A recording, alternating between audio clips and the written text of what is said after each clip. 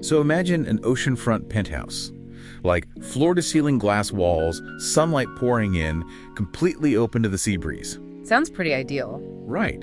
But now imagine that an entire glass penthouse is just traveling across the water at, well, 24 knots. So welcome to today's deep dive. Yeah, we are looking at the newly delivered 2026 Azimut Grande 36M ILMA Superyacht today. Exactly. We're pulling from all the technical specs, architectural breakdowns, and some of the early design reviews. Our mission here is to explore how this specific vessel represents a massive shift in maritime design for you, the listener, and honestly the whole industry at large. It really is a massive shift. I mean, we are moving away from that closed-off fortress-like luxury toward this completely barrierless connection with the sea. But to make a floating glass penthouse survive the unpredictable Mediterranean Ocean, you really have to completely rethink traditional shipbuilding, starting right at the waterline. Right, so the ILMA uses what's called a D2P, or displacement to planing, hull. And for those tracking fuel efficiency, that geometry is what manages to cut consumption by 20 to 30% compared to traditional vessels. Wait, how does it actually pull that off physically? Well, it basically gives you two boats in one. So at lower cruising speeds, it uses the buoyancy and wave-piercing shape of a displacement hull. Oh, I see. Yeah, but as you accelerate, the hull's geometry generates lift, allowing it to basically skim over the water like a planing hull. Which drastically reduces the drag. Exactly. Okay, so that explains the efficiency side.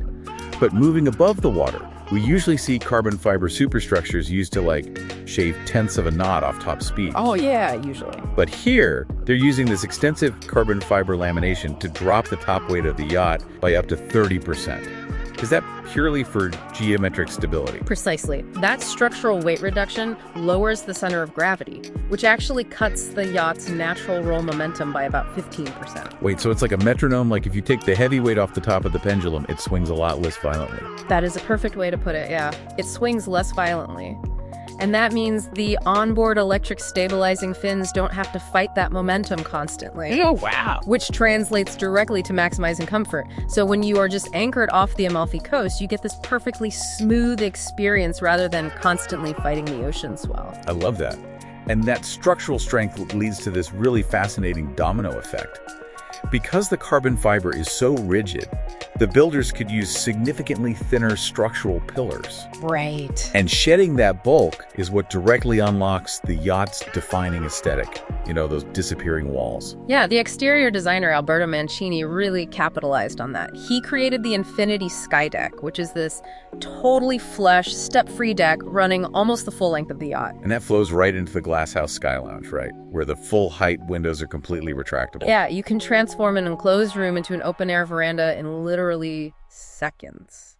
Which is wild. And this structural transparency forces a total rethink of the interior, too.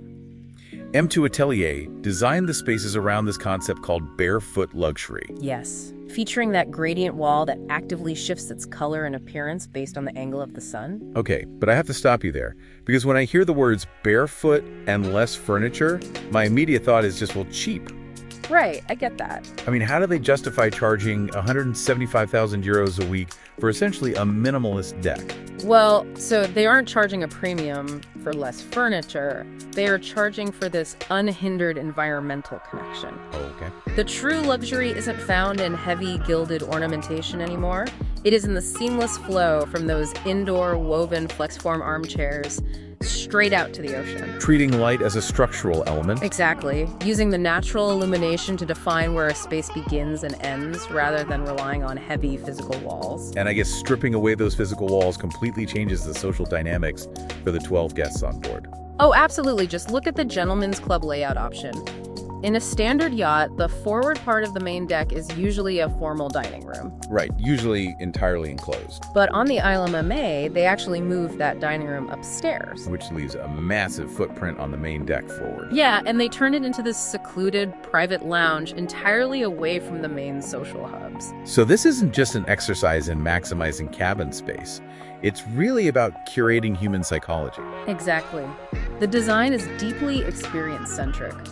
Because of how the architecture flows, you can have lively, energetic water sports happening down at the beach club. Like with the jet skis and underwater scooters and all that. Yeah, all that noise and action, while someone else enjoys absolute, isolated tranquility just a few decks away. Okay, so why should you care about a super yacht most of us will only ever see from the shoreline?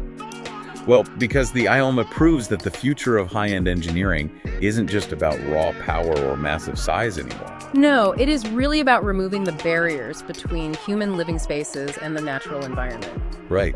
And if the absolute peak of luxury is now this invisible architecture that seamlessly blends indoor comforts with the outdoors, it kind of shifts our entire understanding of what makes a space valuable. It really does. Which brings up a fascinating thought.